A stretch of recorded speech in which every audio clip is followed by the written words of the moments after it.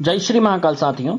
दोस्तों आज हम देखने वाले हैं हमारे वास्तु के अकॉर्डिंग हमारा जो घर है उस घर में क्या क्या जो पोजीशन है हमारी, जैसे कि रूम हो गया, लिविंग रूम, बाथरूम, किचन, जो भी है वॉटएवर, वो हमारा किस किस डायरेक्शन में सबसे अति उत्तम और 100% लाभकारी माना जाता है दोस्तों, और होता है 100%। जहां पर अगर आप वास्तु के अकॉर्डिंग अगर आप एग्जैक्ट वही चीज बनाते हैं तो आपकी प्रगति, उन्नति और दिन दुगनी रात चौगनी आपकी प्रगति होती है, ग्रोथ होती है। अगर आप नए घर में वास्तु के अकॉर्डिंग जो मैं बता रहा हूँ ये अगर चीज़ आप फॉलो करते हैं तो आप ये मानकर चलिए कि आपका जो बिजनेस है ग्रोथ बढ़ जाती है और लाइफ भी हैप्पीली स्पेंड होने लगती है। तो वास्तु के अकॉर्डिंग अगर मैं बताऊँ आपको, तो जैसे कि मैंने बता रहा हूँ आपको कि जो ईशान कोण है अपना, आप जहाँ आप देख रहे होंगे राइट साइड में अपर में ऊपर में ईशान कोण लिखा हुआ है। ईशान कोण यानी कि नॉर्थ ईस्ट, उत्तर पूर्व की जो बीच की दिशा कहलाती है वो ठीक ईशान कोण कहलाती है।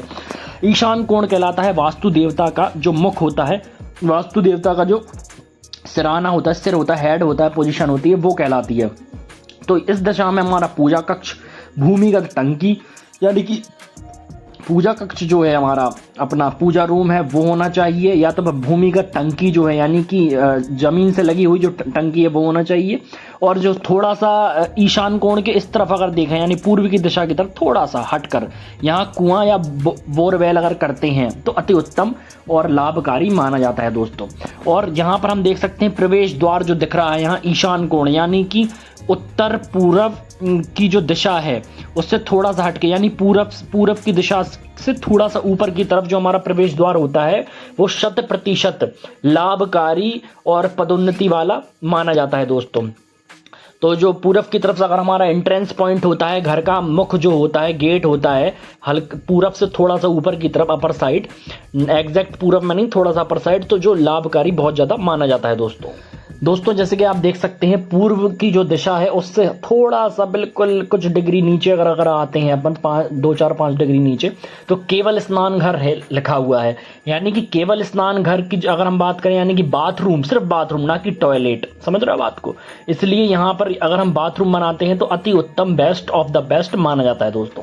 यहीं अगर नीचे की तरफ देखें हमारा जो आग्नेय कोण लिखा हुआ है अपना राइट साइड में डाउन साइड, आग्नेय जो कोण है वहां पर हम रसोई घर बनाते हैं, हमारा किचन बनाते हैं, जो कि 100% वास्तु के अकॉर्डिंग लाभकारी होता है दोस्तों। दक्षिण की दिशा में हम देख लेते हैं यहाँ हमारा शयन कक्ष और भंडार रूम, यानी कि जो हमारा बेडरूम होता है वो दक्षिण की दिशा में होना चाहिए, साउथ की दिशा में होना चाहिए।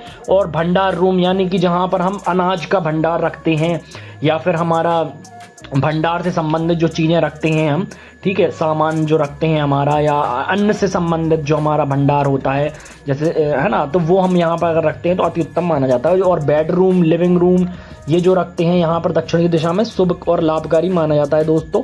और अगर हम नैऋतिक कोण की बात करें यानी कि अपना लेफ्ट साइड जो है, बायां साइड हमारा डाउन में नैऋतिक कोण जो आता है वहाँ पर हम अपना मुख्य शयन कक्ष यानी कि मास्टर बेडरूम, मेन बेडरूम और भारी सामान भंडार यानी कि जो मेन बेडरूम है हमारा, मास्टर बेडरूम है, वो हम इसको नैऋतिक कोण जो होता है यानी कि दक्षिण पश्चिम के ठीक बीच में, दक्षिण पश्चिम के ठीक बीच में नैऋतिक कोण कहलाता है। वहां पर अगर हमारा बेडरूम रखते हैं तो अति उत्तम और लाभकारी माना जाता है दोस्तों। साथ ही साथ भारी सामान भंडार यानी कि सामान का भंडार जो है, यानी कि हम यहाँ पर स्टोर रूम बना सकते हैं, यहाँ पर हम अन्न से संबंधित चीज़ें हम यहाँ पर बना सकते हैं, अन्न का जो भंडार रखते हैं वो हम यहाँ पर रख सकते हैं दोस्तों। भक्तों देख सकते हैं हम जो हमारा पश्चिम की दिशा है, ठीक पश्चिम की दिशा में हमारा स्नान व शौचालय और भोजन कक्ष, यानी कि पश्चिम की दिशा जो है इसमें ठीक पश्चिम की दिशा से थोड़ा सा ऊपर की दिशा अगर हम लेते हैं तो उस जगह पर हमारा स्नान व शौचालय यानी कि हमारा पश्चिम की दिशा में हमारा बाथरूम, टॉयलेट, वॉशरूम ये अगर हम बनाते हैं तो अति उत्तम लाभकारी माना जाता है दोस्तों। और जो हमारा भोजन कक्ष है थोड़ा सा पश्चिम से थोड़ा सा नीचे नैऋतिक कोण की तरफ थोड़ा सा, वहाँ भोजन कक्ष यानी कि यहाँ वहाँ पर हम डाइनिंग रूम अगर बनाते हैं हम अपना तो वो लाभकारी माना जाता है दोस्तों। वायव्य जो हमारा कोण आता है उत्तर पश्चिम की ठीक दिशा के बीच में, वो हमारा शयन कक्ष कहलाता है, यानी कि बेडरूम अगर हम वहाँ बनाते हैं तो अति उत्तम और लाभकारी माना जाता है दोस्तों। उत्तर की दिशा जो ठीक उत्तर की दिशा है, जो हमारा ऊपर दिख रहा होगा उत्तर की दिशा, वो हमारा कीमती सामान भंडार, अध्ययन, कक्ष, यानी कि कीमती सामान भंडार, यानी कि यहाँ पर हम अपनी तिजोरी रख सकते हैं, यानी ये कुबेर का स्थान कहलाता है। जैसे कि आपने अगर मेरी प्रीवियस वीडियो देखी हो तो वहाँ पर मैंने कौन कौन से देवता का वास होता है वो मैंने बताया। जो उत्तर की दिशा होती है हमारी दोस्तों, वहाँ पर कुबेर देवता हमारे वास करते हैं। अगर आपने प्रीवियस वीडियो मेरी देखी हो तो उसमें मैंने कहाँ कहाँ किस किस दिशा में कौन कौन से देवताओं का वास होता है वो मैंने बताया था। तो अगर वो नहीं देखी तो आप लोग पहले वो वीडियो आप देखिए, उसके बाद इस वीडियो को आइए देखिए, तो बहुत ज़्यादा अच्छा रहेगा आप लोगों के लिए। ठीक है दोस्तों, तो आप जो उत्तर की दिशा होती है हमारी, ठीक उत्तर की दिशा, वहाँ पर हमारे कुबेर देवता का वास होता है। यानी कि आप अपनी तिजोरी जो होती है सोने चांदी से लदी हुई, और जो लाखों करोड़ों रुपए के जो नोट होते हैं वो उत्तर की दिशा में अगर आप अलमारी रखते हैं, आपकी तिजोरी रखते हैं, तो वो बहुत ज़्यादा आपका लाभकारी माना जाता है। और उस दिशा में रखने से कुबेर देवता की असीम कृपा होती है, माँ लक्ष्मी की असीम कृपा होती है, जिससे आपका दिन दोगुनी रात चौगुनी प्रगति होती है और धन धान्य से संपन्न होते हैं और प्रगति की ओर अग्रसर होते हैं, और आपका बिजनेस बहुत ग्रोथ की ऊपर जाता है दोस्तों। तो जो उत्तर की दिशा होती है यहाँ पर आपको ध्यान रहे, यहाँ पर आपको सिर्फ और सिर्फ जो आपकी तिजोरी से संबंधित चीजें हैं वो आपको रखनी है। अगर वो नहीं रखते तो फिर दूसरी ऑप्शन है आपका अध्ययन कक्ष, यानी कि आपका स्टडी रूम बच्चों का, वो आप बना सकते हैं। दोस्तों इस दिशा में भूल कर भी आप बाथरूम टॉयलेट मत बनाइएगा, क्योंकि ये अगर आप बाथरूम और टॉयलेट बनाते हैं उत्तर की दिशा में तो आपका बहुत ज़्यादा लॉस होने की संभावना बढ़ जाती है। यानी कि 90% आपका लॉस होगा। कोई भी चीज़ आप करेंगे तो आपका लॉस देखने को मिलेगा दोस्तों। तो आप घर में, अगर आपका घर बना हुआ है तो आप देख सकते हैं, आप घर में आप चेक कर सकते हैं, आपका जो अपना ये कंपास उठाइए आप मोबाइल का, उससे डायरेक्शन चेक कीजिए और आपकी उत्तर की दिशा में कहीं बाथरूम तो नहीं है दोस्तों। अगर आपकी बाथरूम बनी हुई है तो वो आप बहुत ज़्यादा सतर्क हो जाइए, उस बाथरूम को कहीं दूसरी जगह शिफ्ट कीजिए। क्यों? क्योंकि आप अगर अपनी लाइफ में अगर देख रहे होंगे तो कहीं ना कहीं आप ये महसूस कर रहे होंगे कि आप स्ट्रगलिंग पॉइंट पे हैं। ठीक है, दो मैं ऐसे डायरेक्शन बताना चाहता हूँ, जैसे उत्तर की दिशा और एक ईशान कोण हो गया हमारा।